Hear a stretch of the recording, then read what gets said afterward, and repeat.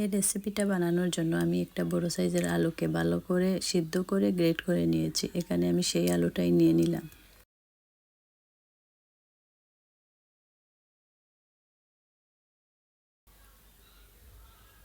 তার সাথে আমি এড করে দিয়েছি সিদ্ধ করে রাখা মুরগির বুকের মাংস,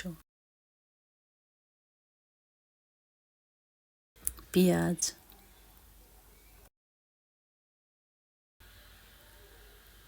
tomato, green paper, yellow paper,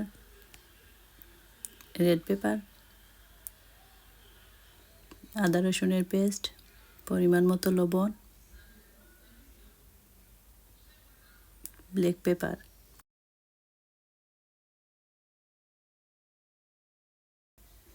কিছু ফ্রোজেন ধনিয়া পাতা আমি এড করে দিয়েছি।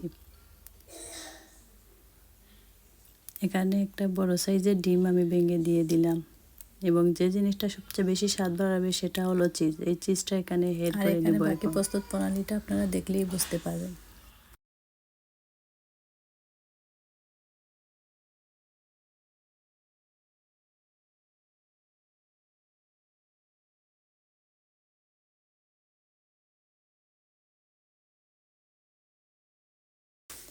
এই ব্যাটারটা আমি বানিয়েছি পানি আর ময়দার মিশ্রণে।